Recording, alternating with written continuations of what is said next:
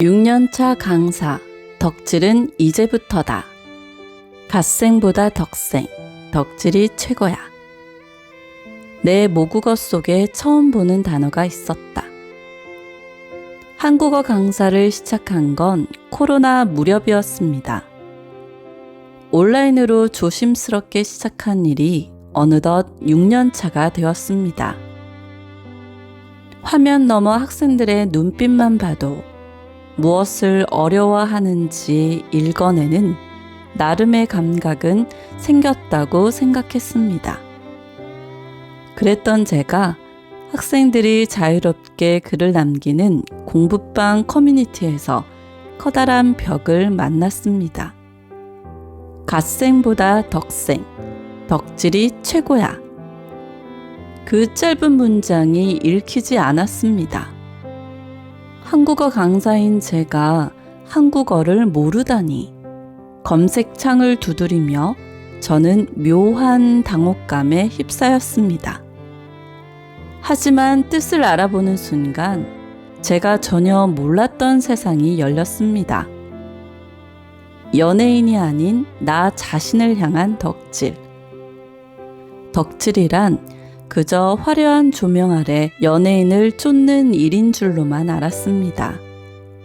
그런데 알고 보니 대상은 중요하지 않았습니다. 무엇이든 시간 가는 줄 모르고 깊이 빠져드는 것. 그 몰입 자체가 덕질이었습니다. 그 정의를 읽는 순간 저는 지난 몇 달간의 제 모습을 발견했습니다. 6개월 전 유튜브를 시작했습니다. 영상 편집은커녕 평생 PPT 만들어 본 일이 10손가락에 꼽힐 정도로 제게는 관심 밖의 세계였습니다.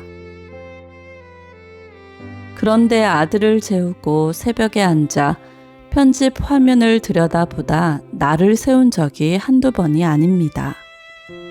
썸네일을 만들다가 유치원 하원 시간에 헐레벌떡 뛰어나간 날도 있었습니다. 이상하게도 힘들지 않았습니다. 시간이 어떻게 가는지도 몰랐습니다. 나도 모르게 입덕을 한 것이었고 이미 덕생의 인생을 살고 있었던 것이었습니다. 거꾸로 배운 수업. 제 학생들은 대부분 성인입니다. 누군가의 부모로, 직업인으로 치열하게 갓생을 살아내는 그들이 커뮤니티에 남긴 그 말은 단순한 유행어가 아니었습니다. 그것은 고단한 일상 속에 자신만의 숨구멍 하나는 품고 살겠다는 선언이었습니다. 강사로서 문법의 규칙을 가르치던 저는 거꾸로 그날 모니터 너머로 인생의 규칙 하나를 배웠습니다. 너무 애쓰기만 하는 갓생 말고 가슴 뛰는 덕생도 같이 살아야 한다는 것을요. 덕업일치. 좋아하는 일이 곧 내일이 될 때. 유튜버 이제 겨우 6개월 차. 아직은 모든 게 서툴고 느립니다. 하지만 이제는 압니다. 제가 하는 이 기록들이 단순한 정보 전달이 아니라 제가 사랑하는 한국어와 제 삶을 향한 지독한 덕질의 기록임을 말입니다.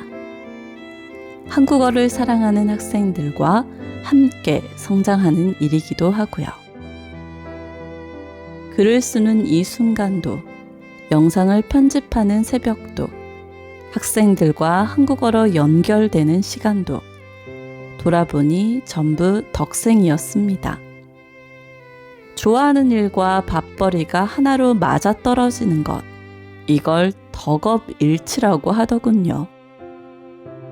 갓생의 성실함 위에 덕생의 설렘을 얹어가는 어느 늦가기 유튜버 강사의 덕질은 오늘도 계속됩니다.